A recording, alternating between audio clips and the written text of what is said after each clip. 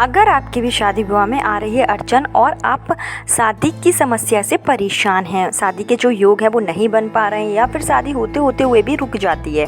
कई कारण होते हैं जिस कारण से शादी में रुकावट आती है। किसी के यहाँ नज़र दोष होता है, पितृदोष हो सकता है या फिर आपके ऊपर हो सकता है कि जो कुंडली के ग्रह दोष हैं वो अनुकूल ना हो, शादी के अनुकूल नहीं हो पा रहे हैं। ऐसे में क्या होता है कि शादी होते होते हुए भी रुक जाती है, चाहे फिर वो लड़की की शादी हो या फिर लड़कों की शादी हो, उनमें लगातार रुकावट आती रहती है। अगर लड़कियों की शादी में रुकावट आती है तो कहा जाता है कि जो गुरु ग्रह है वो कमज़ोर होता है। ऐसे में गुरु ग्रह को मजबूत करने के लिए, साथ ही साथ लड़कों की शादी में शुक्र ग्रह कमज़ोर होने पर विवाह की समस्या हो जाती है, विवाह के योग नहीं बन पाते हैं। तो ऐसे में शुक्र ग्रह को मजबूत करने के लिए और गुरु ग्रह को मजबूत करने के लिए इस वीडियो में एक सरल सा उपाय आपको बताया जाएगा, जिसको करने से आपकी कुंडली के जो ग्रह दोष हैं वो दूर हो जाएंगे। साथ ही साथ अगर किसी भी कारण से विवाह में परेशानी आ रही है, चाहे फिर वो नज़र दोष हो, पितृदोष हो या किसी ने आपकी शादी जो है वो बांध रखी हो, सभी की समस्या से आपको निदान मिल जाएगा। तो जो उपाय है वो बहुत ही सरल है और इसको आप स्वयं कर सकते हैं। बच्चे या बच्चियां हैं जो अपने विवाह के लिए उपाय कर रहे हैं वो भी उपाय कर सकते हैं, और उनके घर में जो माता पिता हैं वो भी अपने बच्चों के शीघ्र विवाह के लिए यह उपाय कर सकते हैं। तो यह जो उपाय है वो आपको मंगलवार और गुरुवार के दिन करना है।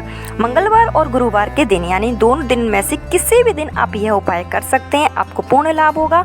बस आप जो भी उपाय करें वो पूर्ण विश्वास और श्रद्धा के साथ करें, क्योंकि जब हम कोई भी उपाय करते हैं, पूजा पाठ करते हैं, जब उसमें हमारा विश्वास शामिल हो जाता है तो वो कार्य सिद्ध होता ही है।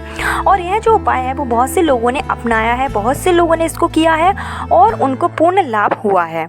तो अगर आप भी शादी की समस्या से परेशान हैं, आपकी जो उम्र है वो 30 साल 32 साल या उससे भी अधिक हो गई है और शादी के योग नहीं बन पा रहे हैं, तो एक बार आप यह उपाय करके जरूर देखिए। यह जो उपाय है वो आपको हल्दी की गांठ से करना है और एक नारियल से करना है। एक नारियल की आपको इसमें ज़रूरत पड़ेगी। नारियल जो भी आप लेंगे वो जूट वाला नारियल लेंगे, जो कि श्रीफल होता है, जिसके अंदर पानी भरा हुआ होता है। तो इस तरीके का आपको नारियल लेना है कि जब आप उसको हाथ से थोड़ा सा हिला कर देखें तो उसमें पानी की आप आ जाए। इस तरीके का आप नारियल ले लीजिएगा। और उपाय के लिए आपको क्या करना है वो मैं आपको वीडियो में आगे बताऊँगी, लेकिन उससे पहले हमेशा की तरह आपसे मेरा निवेदन है कि अगर अभी तक आपने मेरा चैनल छोटी बहू डेली टिप्स को सब्सक्राइब नहीं किया है तो चैनल को सब्सक्राइब जरूर कर लीजिए। वीडियो पसंद आए तो लाइक कीजिए और कमेंट बॉक्स में हर हर महादेव या जय माँ लक्ष्मी जरूर लिखिए, जिससे कि माँ लक्ष्मी की कृपा आपके ऊपर और आपके परिवार के लिए बनी रहे। तो चलिए उपाय की शुरुआत करते हैं। तो इसके लिए आपको क्या करना है कि अगर आप मंगलवार के दिन यह उपाय कर रहे हैं तो आपको प्रातः सुबह जल्दी उठ जाना है, या फिर अगर आप गुरुवार को कर रहे हैं तो सेम इसी तरीके से आपको करना है कि आप सुबह जल्दी उठ जाएं, आप स्नान आदि करके फ्री हो जाएं। तो सबसे पहले आपको आपके घर के मंदिर में जो भी आपके भगवान होंगे, जिसको भी आप मानते हो, जो भी आपके इष्ट देव हो, उनके सामने आपको एक घी का दीपक प्रज्वलित करना है और विधि विधान से आपको पूजा पाठ करनी है। आप अपने मंदिर में जिस तरीके से भी पूजा करते हैं, जैसे जल चढ़ाते हैं, प्रसाद लगाते हैं, अपनी श्रद्धा के अनुसार आप जिस तरीके से भी पूजा पाठ करते हैं वो आपको कर लेना है। उसके बाद में जब आप अपने घर के मंदिर की अच्छे से पूजा पाठ कर लें, प्रार्थना कर लें कि आप जो भी उपाय करने जा रहे हैं उसमें आपको सफलता मिले, उसके बाद में आपको जो नारियल आपने मंगाया हुआ है या फिर आपके पास रखा हुआ वो नारियल आपको लेना है।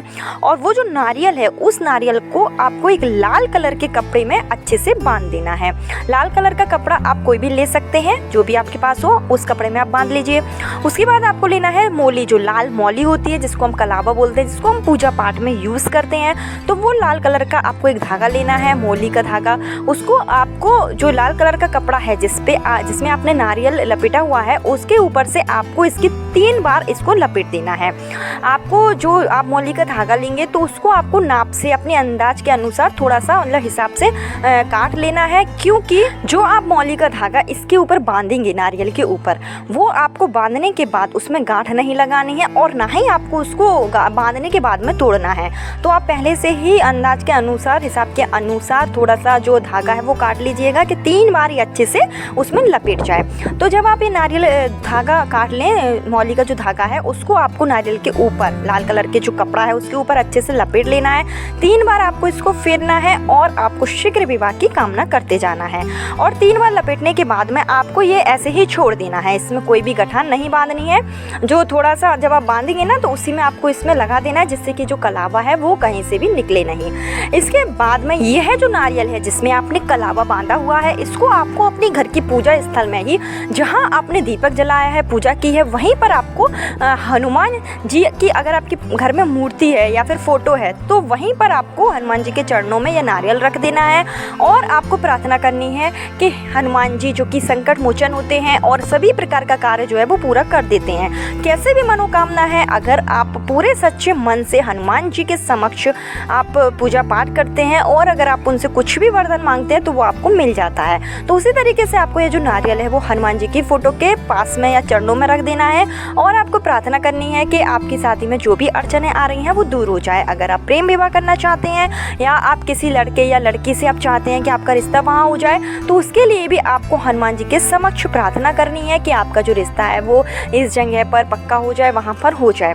और आप जब नारियल वहाँ पर रख दें, उसके बाद में जब आप प्रार्थना कर लें, पूजा पाठ कर लें, उसके बाद में आपको क्या करना है कि वो नारियल उठा लेना है और उस नारियल को आपको घर के ऐसी जगह रख देना है जहाँ पर घर के और जो मेंबर हैं उनकी दृष्टि इस पर ना पड़े। तो आप कहीं पर भी रख दीजिए, जैसे कि अगर आपके घर के मंदिर में ही ऐसी कोई जगह है जहाँ पर अन्य लोग नहीं देख पाते हैं, कोई अलमारी वगैरह है वहाँ आप रख सकते हैं, या आपके पास कोई सेफ वगैरह है तो वहाँ पर आप इसको अच्छे से रख दीजिए।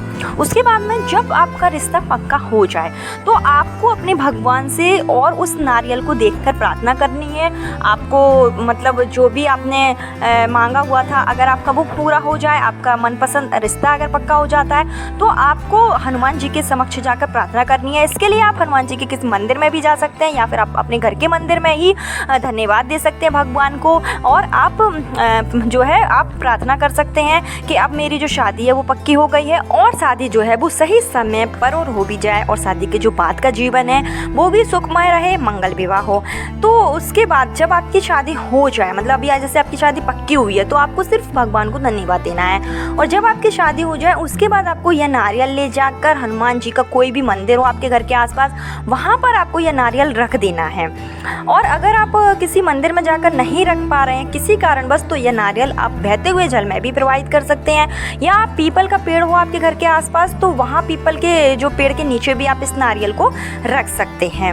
और इस तरीके से आपका यह जो उपाय है वो पूर्ण तरीके से कारगर होगा और आपकी शीघ्र विवाह के योग जो है वो बन जाते हैं। इस उपाय को माता पिता भी सेम इसी तरीके से कर सकते हैं, बच्चे अगर कर रहे हैं तो वो भी सेम इसी तरीके से कर सकते हैं। फर्क सिर्फ इतना है कि अगर माता पिता इस उपाय को कर रहे हैं तो जब वो उपाय को करें तो उनके मन में बच्चे के जिसके लिए उपाय कर रहे हैं उसका स्मरण रहना। और उसके बाद में आपको एक काम और करना है कि आपको एक हल्दी की गांठ लेनी है, एक ही हल्दी का टुकड़ा लेना है और उसको आपको पीले कलर के कपड़े में बांधकर अपने पर्स में रख लेना है। जो भी इस उपाय को कर रहे हैं वो अपने पर्स में रख सकते हैं, पॉकेट में रख सकते हैं, कहीं पर भी जहाँ पर मतलब आपके साथ में ये हल्दी का टुकड़ा हमेशा रहे उस जगह पर आप इसको रख सकते हैं। जैसे कि अगर आप बैग में रख रहे हैं और आप दूसरा बैग चेंज कर रहे हैं तो आप उस बैग से निकाल कर दूसरे बैग में भी रख सकते हैं। तो ये हल्दी का जो टुकड़ा है वो जब तक आपके साथ रहना चाहिए जब तक कि आपकी जो शादी है वो नहीं हो जाती है।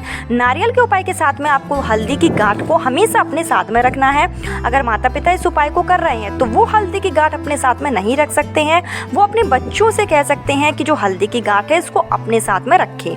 हल्दी की जो गांठ है वो बच्चे ही रखेंगे, सिर्फ माता पिता अपने साथ में नहीं रखेंगे। माता पिता नारियल वाला उपाय तो कर सकते हैं लेकिन जो हल्दी की गांठ है वो बच्चे को ही अपने साथ में रखना होगी।